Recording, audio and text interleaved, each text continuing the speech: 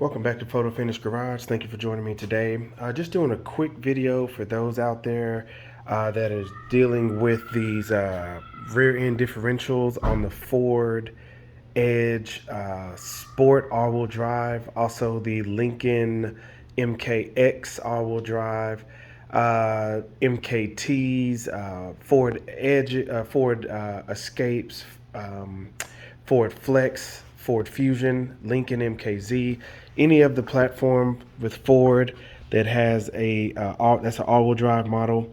I'm just doing this video real quick. I'm not doing a DIY. There are plenty of DIYs on how to remove and replace the differentials on these Ford Edges. This video is really just to show some differences. So what I tried to do is use a differential from the earlier models because the main reason is with Ford, these Ford Edges, this is the 2013, but the build date is September of 2013. Ford changed the style of differentials in 2000, well, really 2012 and 2013. So if your build date on your car, which you can find right here on the sticker here, that's your build date. If your build date is all the way through July 29, 2012, you're going to have this style of differential. If your build date is from July 30th, 2012 and forward, you're going to have this style of differential. So I figured I could try to make this work because the main difference is the mounting. As you can see, the mounting style is different. This one has 3 bolts that goes around the back, and this one has 1, 2, 3 that are more kind of squared up. So I figured I could actually just go grab the brackets off of this vehicle to mount it up, because the subframe is the same. Really only the brackets are different. One other difference you'll notice is the pinion flange for the drive shaft is different. It's still in a square pattern right there, but this one's a circle, a larger circle than that one. The nut's also different as well. So I'm still messing with it to see if the drive shaft's gonna work, but just upon just an inspection, these are the main differences. The axles are actually the same, so they will fit in there. The axle seals, I'm not sure if they're going to be different. But I hope this video at least helps somebody. This one had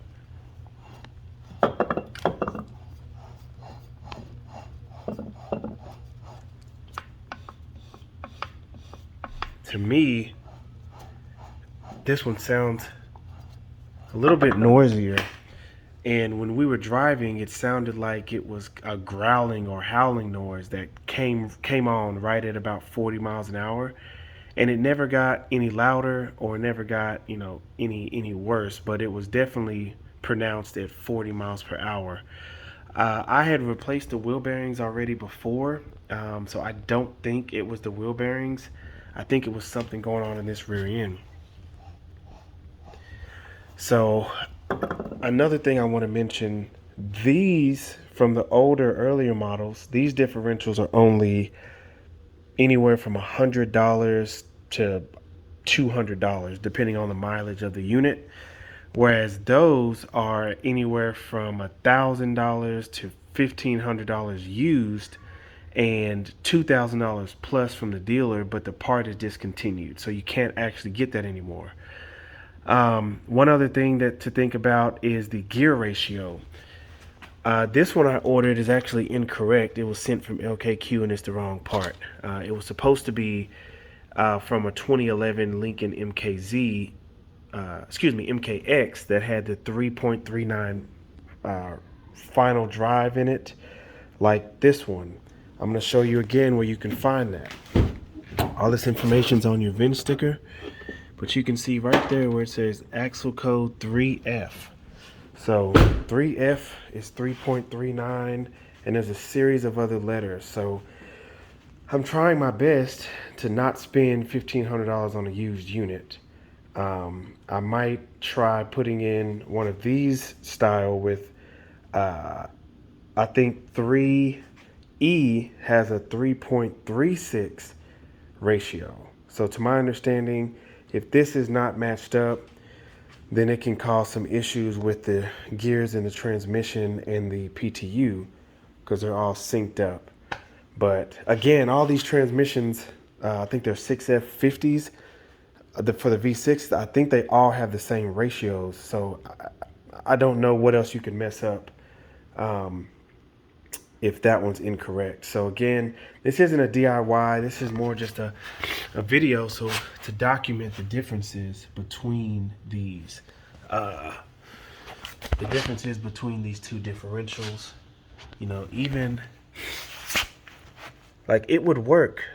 You know, the brackets that go here would definitely work. This is the back of it here. So the housings are definitely different. But I'm going to open up this one and see if there's anything obvious, you know, to just really confirm that this thing is damaged. Some people have the splines broke off. So that was an indicator that something went wrong. Another odd thing I found, this vehicle is a 2013. But this model was built in 2020. So somebody has replaced this before. And this is why I don't know. It just seems unlikely that, you know, this unit has failed again in 3 years, 4 years, I guess. It just seems very unlikely, you know. But it's always a possibility. So I'm going to open it up and inspect it and see, you know, if there's anything obvious that I see. Because the unit could still be good, and maybe it is actually the wheel bearings. I mean, I really don't know, but it's definitely a problem, and I got to get it fixed and addressed. So thanks for watching. If I have anything else to add or anything that I notice, I will definitely add it to either this video or just add another video. But again, right now, from what it's looking like, the earlier differentials do not appear that they will work at this particular point in time. You could also, again, try to go get the bracket off of here because the way they mount up in the subframe, which I'll show you, they mount up in the exact same area. So they mount up right there, and this bracket right here, these two brackets appear to be the same as well. So I'm trying to figure this out and hopefully save you guys the time and headache. Thanks for watching.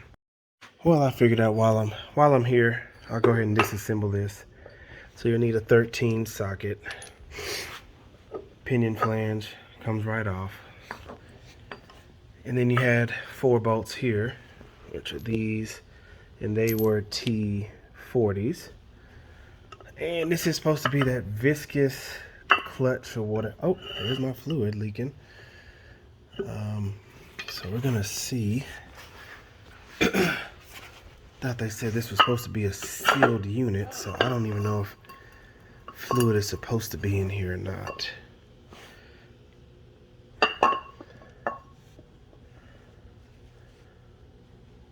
But I guess it does make sense to have fluid in here because you would need the clutches to be lubricated. Let's see. That's just bearings there.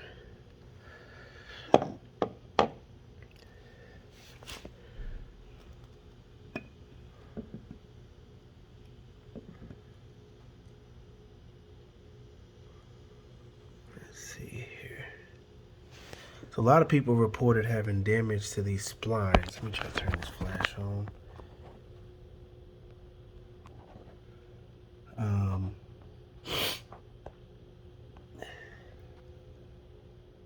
I don't see any obvious damage to the splines. But yeah, some people had damage to those splines, and then where it meets inside here internally, damage on the inside there. I do wonder if this front part was just replaced, and maybe that back part wasn't. But the gear oil looks pretty good. You know, I'm just never seen a setup like this before, so it's kind of odd to see. But just in case you were curious like me, this is what the inside of it looks like. Just want to document, I think I found the issue with mine. When I grab this, see if you can hear it. Really can't.